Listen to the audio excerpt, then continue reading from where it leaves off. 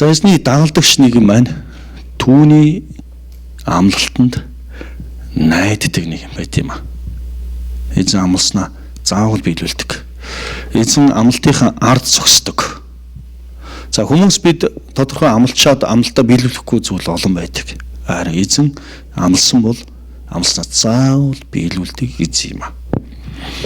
За би энэ амлалтанд найддаг энэ хэсэгтэй холбоотой би тооллого номоос нэг түүх. За энэ түүхийг би бас өмнө дурдчихсан. За дээр нь энэ түүх хамгийн гонигтай түүх байдаг. Энэ түүхийг бодохоор л миний зүрх сэтгэл маш их өвддөг тийм түүх байдаг. За тооллого номын 13 14 дэх хэсгийг гаргаж ирье.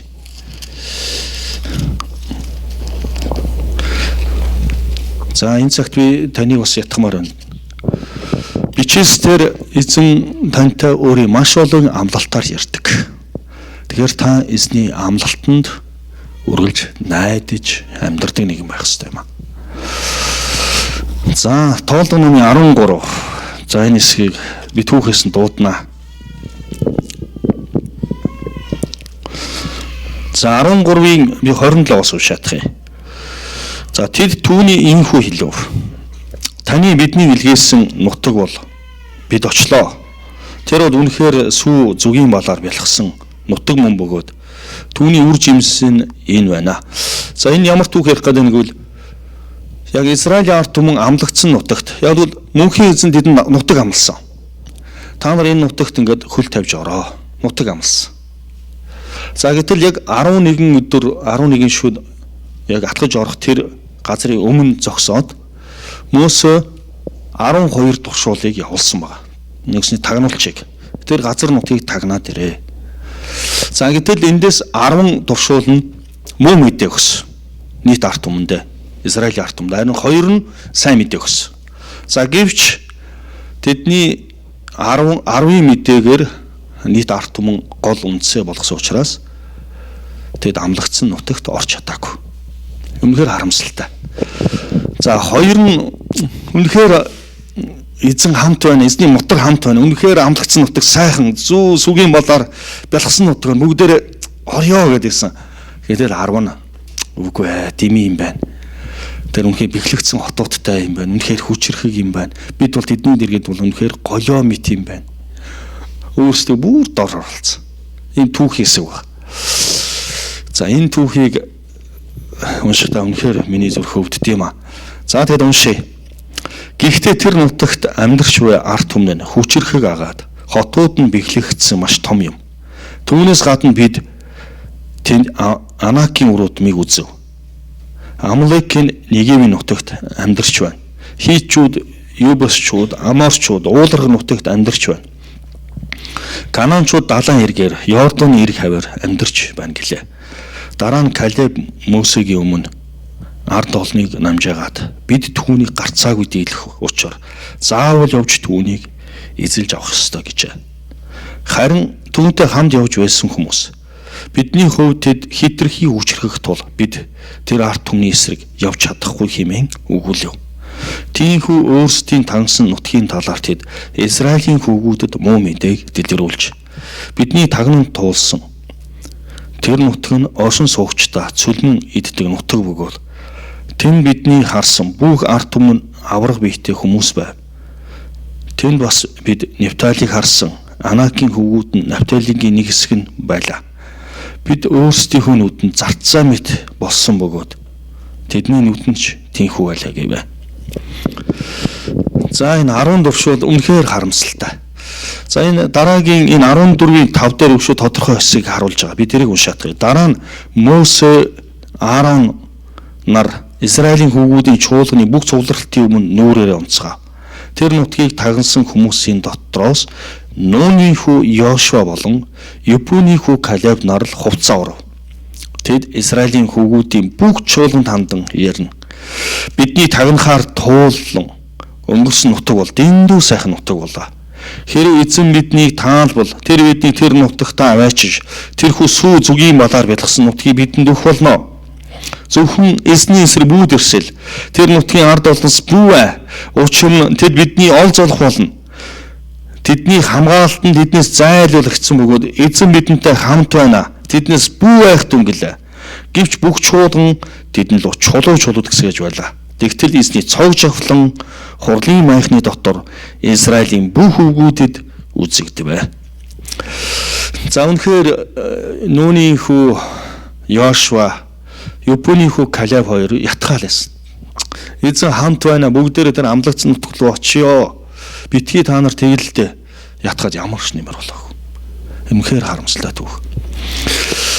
За тэгээд энэ 10 туршуулын одоо итгэлгүй эзний амлалтанд найдаагүй энэ итгэлгүй байдлаас болж яг тэр үеийнхэн эзний амлагдсан нутагт ороогүй 40 жил.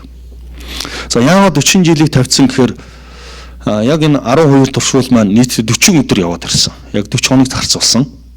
Дуршаад ирж очих зардал. За гэтэл нэг өдрийг нь нэг жилээр эзэн торгосон.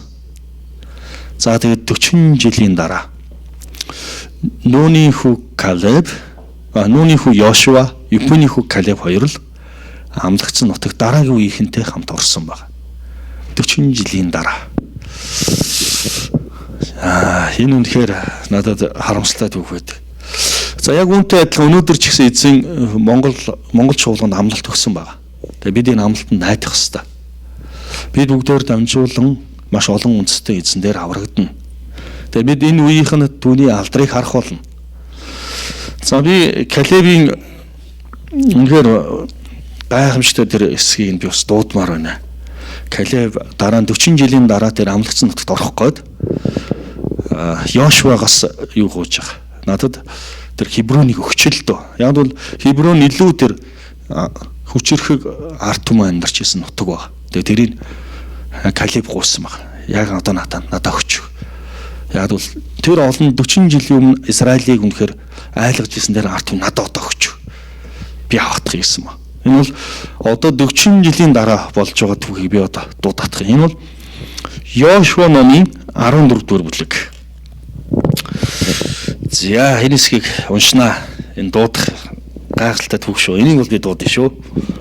Тэгвэл бас зүрхсэтгэлд үнэхээр харамсалтай. За 6-аас нь тэгтэл Юудагийн хөвгүүд Йошуа дээр Гэлгалд ирээд гинц хүн Юпуны хүү болох Калеб түнд хэлснээр эзэн та бид хоёрын тухай Кадеш Барнад Бурхны хүү Мөсө юу хэлсэнийг та мэднэ. Эзний зарц Мөсөг намайг Кадеш Барнабаас уг нутгийг шинжүүлэхээр явуулахад би 40 настай байсан. Би буцаж ирээд түүн зүрхэндээ байснаа мэдүүлсэн.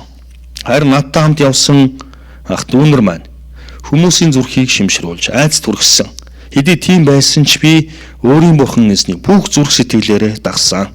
Тиймээс тэр өдөр Мөсө надад тангаргалан хэлэхдээ хөл тавин алхсан тэр газар нутаг бол чамд болон өөр хүүхдүүд чинь үрд мөхөд өв болно. Учир нь чи миний бурхан эзний бүх зүрхээрээ сэтгэлээрээ дагсан билээ гэсэн. Харин одоо харагдтун эзэн амсанчлан Израиль цүлх газар явж байхад Мөсө энэ үгийг хэлсэн үеэс хойш 45 жилийн туршид эзэн намайг амьд байлгав. Ийхүү өнөөдөр би 85 нас хүрдлээ. Мөсө намайг илгээсэн тэр өдрийг шиг би хүчтэй хിവэрэ байна. Би яг л тэр үеийг шигэ тулалдах, гадагш дотогш орж явах хүч тэнхээтэй байна. Тэгэхээр одоо тэр өдөр эзний надад амласан энэ уулархаг нутгийг надад өгөөч. Тэнд анаагчууд агуутан бэхлэгдсэн хотуудтайгаа байгаа гэдгийг та өөрөө тэр өдөр сонссон. Гэхдээ эзэн надтай хамт байж түүний хэлсэнчлэн тэднийг би хөөн гаргаж болцсохгүй юм гэвэ. Тэгэхэд Йошуа Юпуны хүү Калебийг өрөөж түүнд Хеброныг өв болгон өгөв. Ийм Хеброн өнөө хүртэл гинц хүн болох Юпуны хүү Калебийн өв болсон учир нь тэр Израилийн бурхан эзнийг бүх зүрх сэтгэлээрээ дагсан билээ. За энэ гайхамшигтай. Би үнэхээр Калебийн тэр 45 жилийн турш тэр цүлд амьдарсан тэр үеийг боддог. Ямар хэцүүсэн бол. Тэр 45 жил тэр 10 одоо хамт явсан ах дүүнэр маань үнэхээр найдчихгүй дээ эзний амлалтанд. Үнэхээр тэр хэцүүсэн. Харин 45 жилийн дараа тэр Йошуа над өгчлөлтөө. Би яг тэр залуугийнхаа хүчтийг хэвээрээ байна. Эзэн амлсан ч амлалтнаа заавал биелүүлнэ. Тэр итгэл нь хэвээрээ байсан. Тэгээд тэр эзний амлагдсан нутагт Хебронийг тэр өв болгож авсан. Тэр Хеброн өнөөдөр Израилийн үндэстэн дотор хамгийн том газар нутаг байдаг. Яг энэ итгэлийнхаа төлөө эзний амлалтанд найдсан найдварынхаа төлөө Калеб өөрийн ард түмэнд өв болгож авсан юм аа. Тэгвэл өнөөдөр бид эзний амлалтанд найдаж амьдрах ёстой. Эзэн энэ үед бид бүгдээр дамжуулан Монголыг өөрийнхөө өмнө босгох болно. Улмаар хамаг Монголыг бас бусад үндэстнийг эзэн өөртөө авах болно. Миний итгэж найдаж харж байгаа зүйл бол Чингисийн байлдан дагуулсан тэр 700 үндэстнийг эзэн өөртөө авна гэж би итгэдэг. Энэ үедээ энэ үйл явдлыг харна гэж би найддаг. Энэ бол эзэн өөрөө амласан. 2002 онд би Индонезид Апостол Пропетикийн конференц, Илч зөвч нарын конференц болж байгаа тэр конференцд оролцож ирсэн.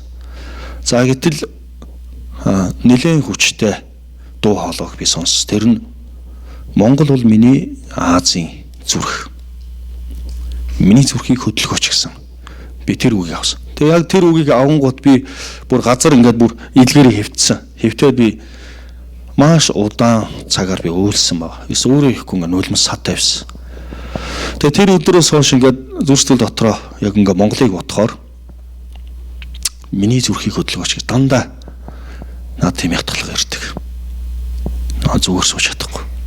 Миний зүрхийг хөдөлгөөч. Тэр зүрх бол яг бол Монгол бол миний тэр Азийг над дээр авчрах зүрх гэж. Миний зүрхийг хөдөлгөөч. Тэгээ тэр өдрөөс хойш одны үрэлтэнд 2002 оноос хойш гэдэг чинь 12 13 жил болсон шүү дээ. Тэгээ яг ингээ бодохоор өөрийнхөө ингээ дотроос зүг сууж чадахгүй болсон. Тэгээ эзэн амлснаа заавал биелүүлэх болноо. Тэгээ яг тэр Калеб шиг зүрх байдаг. Уг нь тэр арт түмэн 11 өдөр 11 шөнө алхаал орчих тийм амлагцсан нутагт 40 жил яах нэр хэрэггүй байсан шүү дээ. Зөвхөн эзний мотор хамт байна. Бүгдээрээ алхъя. Эзэн амлсан. Хамгийн гол нь тэр нутаг нь амлсан нутаг байсан. Яг л бурхан тэр арт түмэнд амлж өгсөн байсан. Энэ нутагт амьдр. Тэгээд намайг алдаршуул. Намайг хүндэл. Би тэр бүх үндэстнийг нь би үнэхээр тэр газараас хөөн гаргана. Үгүй болгоно. Надад найд гэж бүр амлчаад байхад л эзний амлалтанд найдаагүй. Тэгээд итгэлгүй ихнийг нас барахыг хүлээсэн ба. Тэгвэл өнөөдөр бид энэ итгэлийн үеийнхэн гэж би итгэж байна. Тэгвэл танаар дамжуулан Монгол улс эзэн дээр үнэхээр хялбархан ирнэ. Энэ үнэхээр амархан. За 2001 онд Азийн үе тэгээд пасторуудын сургууль байсан. Нийт 12 пастор анхны яг төгсөгч байсан. За би тэрний нэг төгсөгч нь байсан.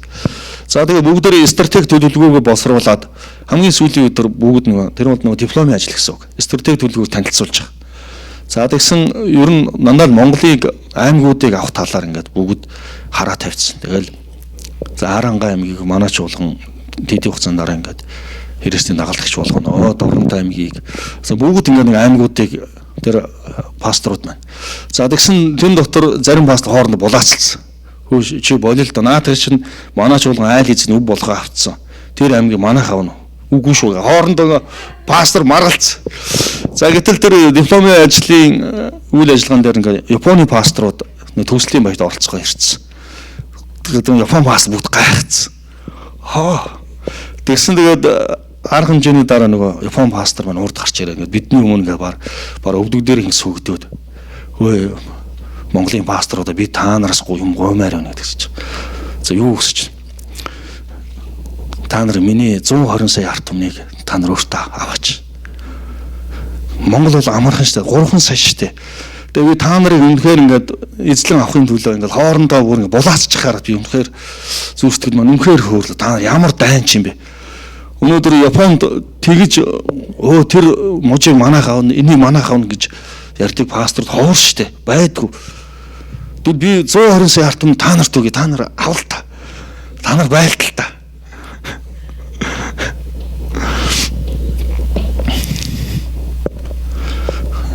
Тэгвэл эзэн амлсныхаа арт заавал зогсдог гэсэн юм аа.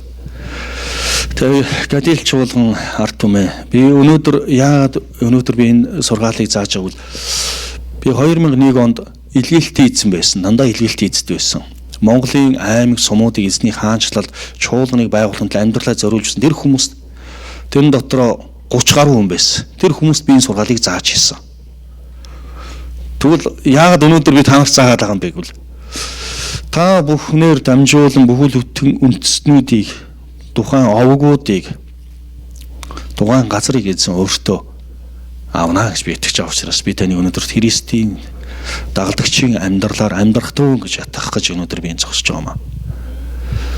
Тэгвэл би тодорхой хугацааны дараа энд байгаа хүн бүхэн тодорхой нэгэн газарт эзний хаанчлалыг тэлээд эзэнд алдрыг өргөж байгаа. Би тийм гэрчлэлийг, тийм түүхийг бүтээсэн, тийм үйл явдлыг өгүүлсэн.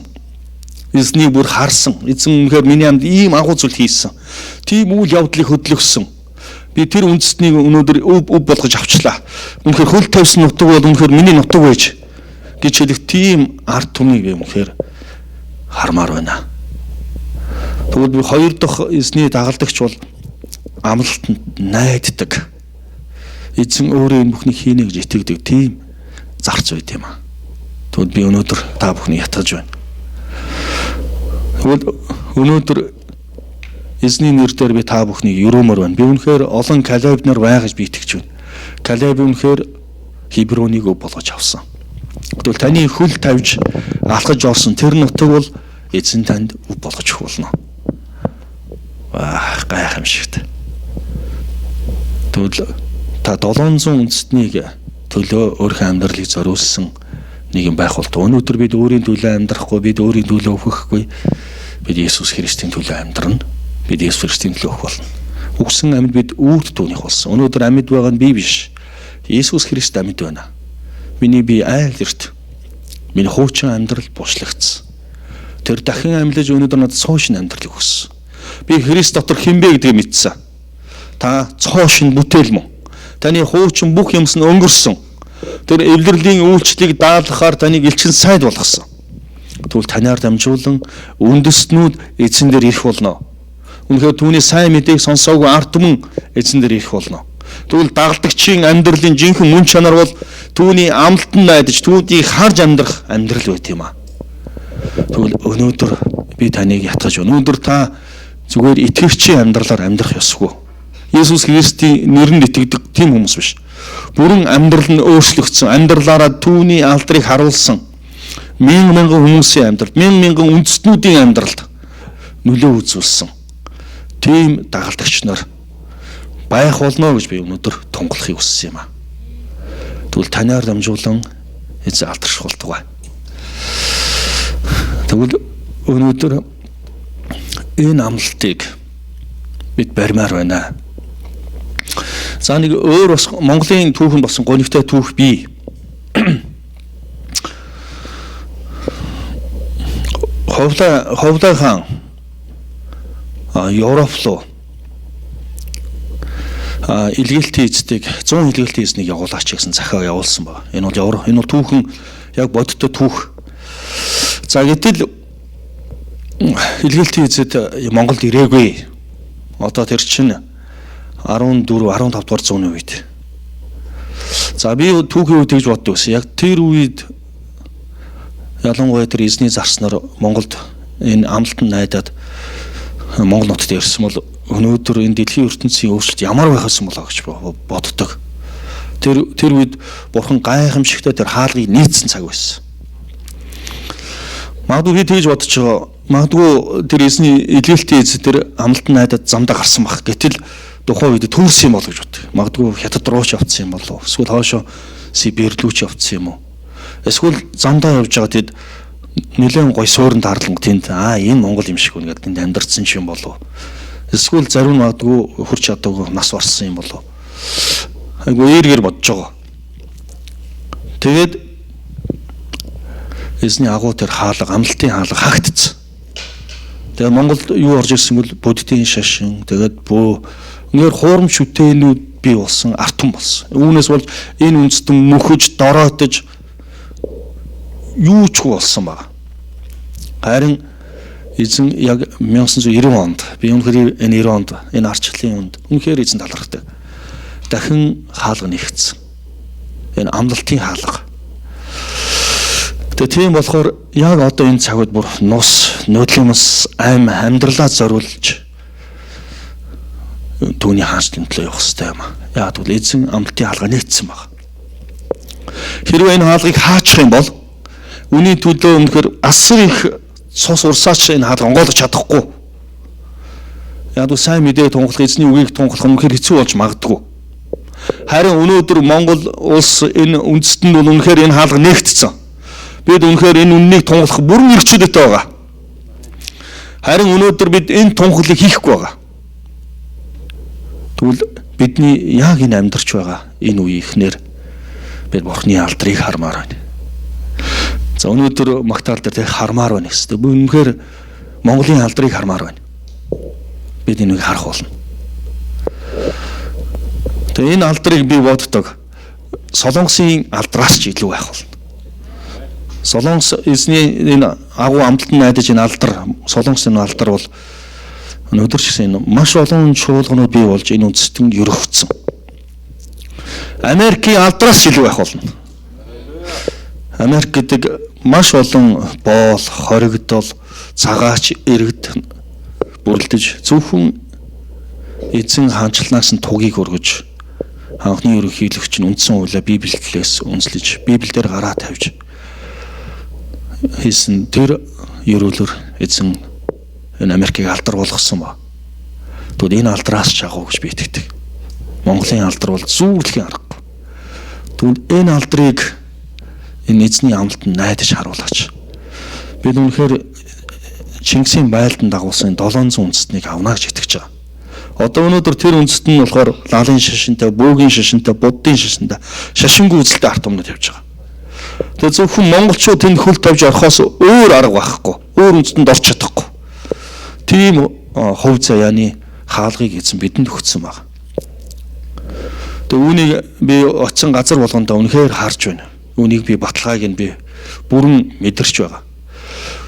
Оросод очиход Оросын чуулганууд Бурайд үндэстний төлөө, Туваа үндэстний төлөө, Халмиг үндэстний төлөө маш олон үйлчлэлийг бид нар 12 жилийн турш хийж байна гэж хэлсэн. Гэтэл тэнд эзэн дээрс хүмүүс тун цөөхөн байсан. Гэтэл монголчууд илгээлт эзэд очих үед тэр газарт өнөөдөр сэргэлтүүд болж байгаа. Тэгэд Есүс Христэд итгэж байгаа. Тэгвэл энэ бол бидний үнэхээр хувь зохиол байна. Бид Казак арт түмэнд очиж байгаа. Казак арт түмэнд очиход монголчуудаар дамжуул дээр газар сэргэлт ирж байна.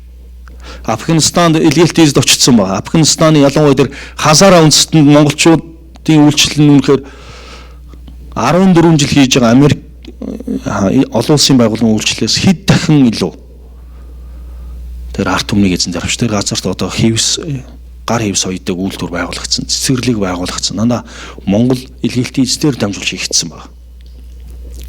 Тэгвэл эзэн бидэнд өөрийн хаанчлалыг өгсөн юм аа. За тэгвэл эзний зарц, эзний амлалтанд найдд юм эзний дагалдагч. Тэгээд би танд эзний бичигдсэн бүх амлалтанд үнэхээр найдвараа тавиараа гэж би ятгахж байна.